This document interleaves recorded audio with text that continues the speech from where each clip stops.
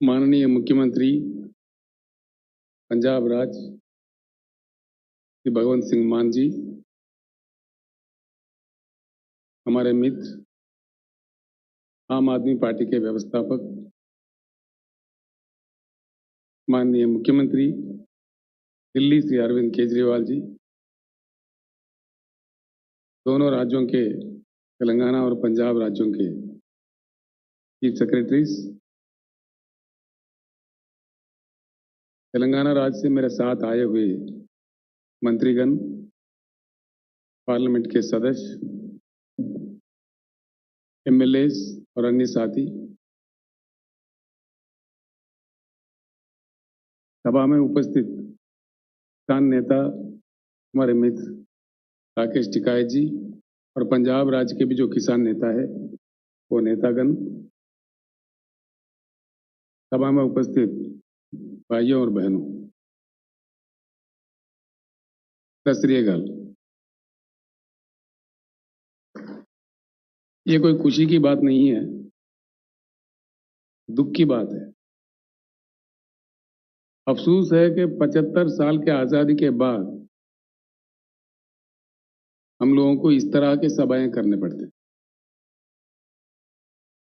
आंखों में पानी आ जाता है,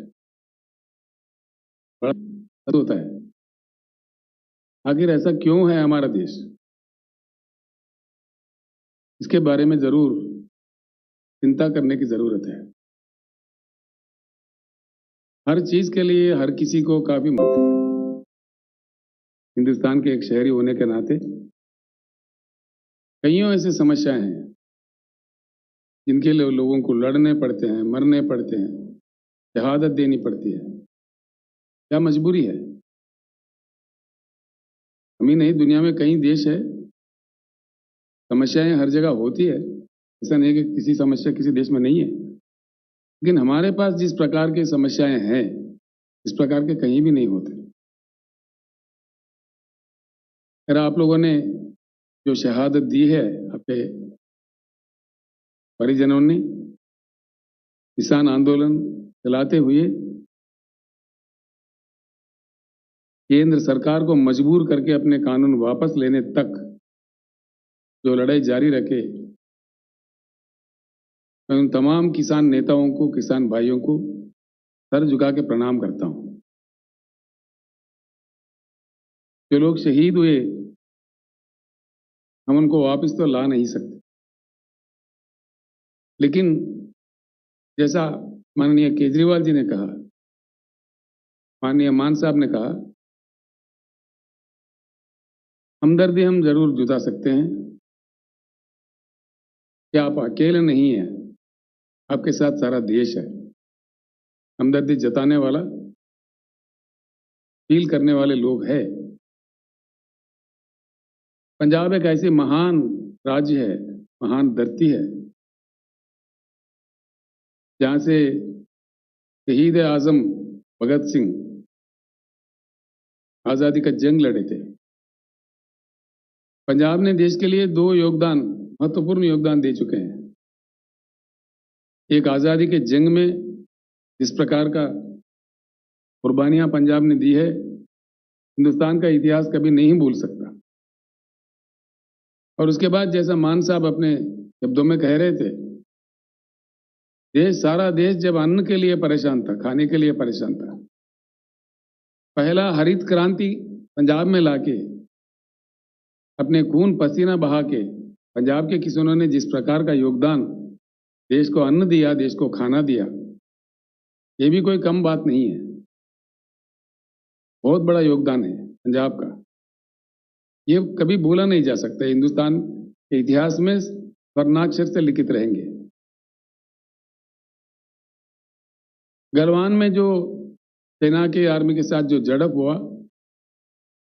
हमारे राज्य के वहां के कर्नल संतोष बाबू थे, उनके साथी सैनिक जो पंजाब से वहां थे, हमारे कर्नल के साथ ये भी शहीद हुए। मुझे आना था पंजाब में, आपके राज्य में उन जवान के परिवारों तक जो हम उनके सम्मान में देना चाह रहे थे वो पहुंचाने के लिए, लेकिन चुनाव चल रहा था यहाँ पे। आप तो जानते हैं चुनाव के समय ऐसे कार्यक्रम नहीं किए जाते, चुनाव के प्रतिबंध होते हैं, इसीलिए हम आ नहीं पाए।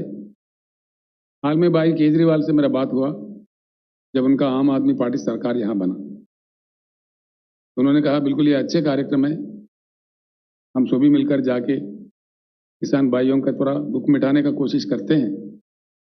मैं उनको भी धन्यवाद देता हूँ, तो मेरे रिक्वेस्ट पे वो भी मेरे साथ पधारे हैं आज आपके साथ जुटने के लिए। मैं उनको मेरे तरफ से, तेलंगाना जनता की ओर से, तमाम भाइयों के, तमाम परिवारों की ओर से उनको धन्यवाद भी देता हूँ।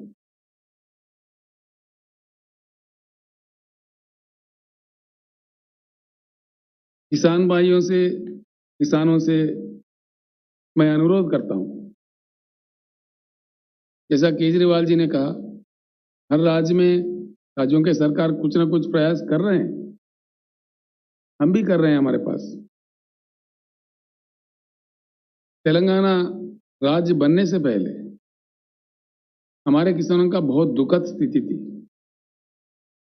एक एक दिन 10-10, 12-12, 20-20 किसान आत्महत्या करते थे। बड़ी परेशानी थी, बिजली की किल्लत थी, बिजली पता नहीं कब आता कब जाता है, रात में दिया जाता, रात में जाओ मोटर लगाने तो सांप काटता, बड़ी परेशानी, कोई सुनने वाला नहीं था।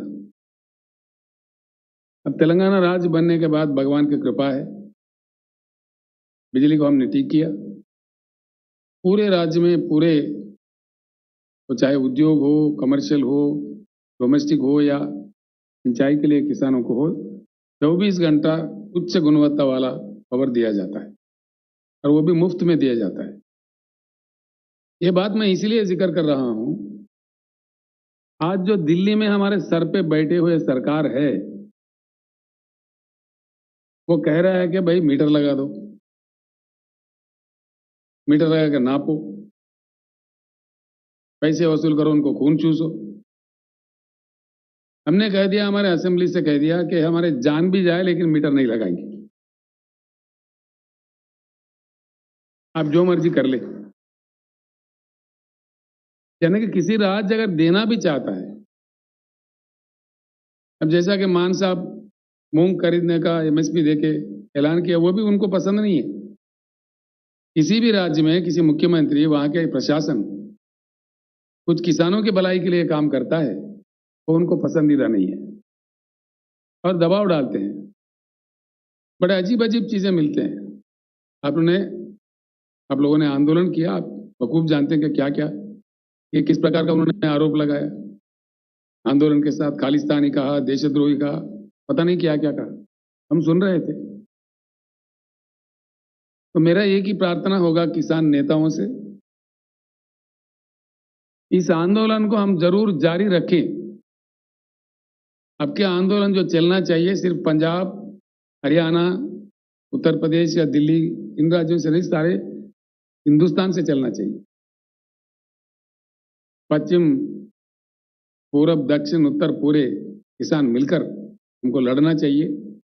हमारे हक है, हम देश दुनिया को खाना देते हैं, उगाते हैं, हमारे खून पसीना बहाते हैं हमारे खेतों में, तो हमारे साथ न्याय होना चाहिए, इंसाफ होना चाहिए। इस प्रकार का दुखद परिस्थिति, इस प्रकार का आंदोलन करने का स्थिति उड़ जाना चाहिए। एक ही रास्ता है, अगर हम किसान चाहते हैं तो सत्ता पलट सकता है, कोई बड़ी बात नहीं है। सत्ता कहां से आता है, किसी को भी पावर कहां से आता है, हमारे हाथों से आता है।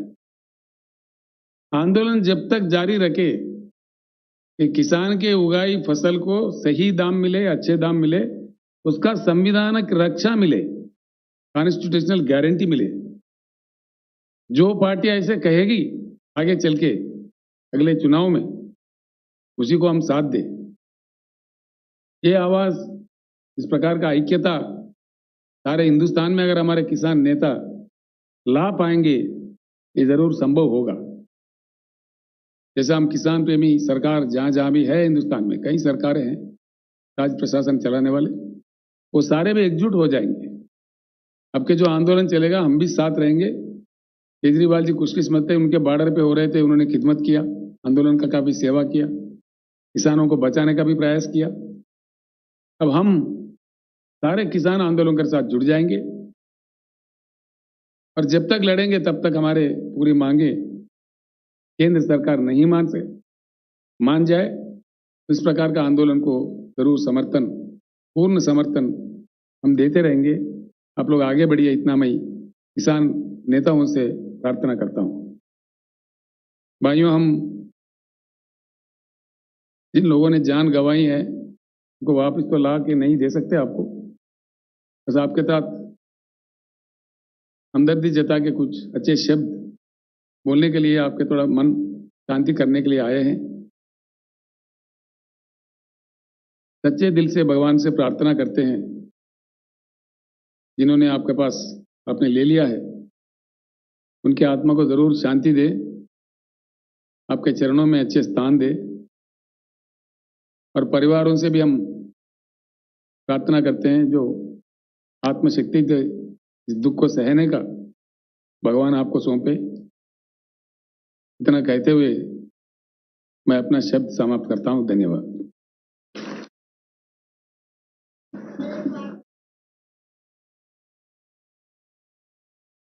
बहुत बहुत आभार आदरणीय।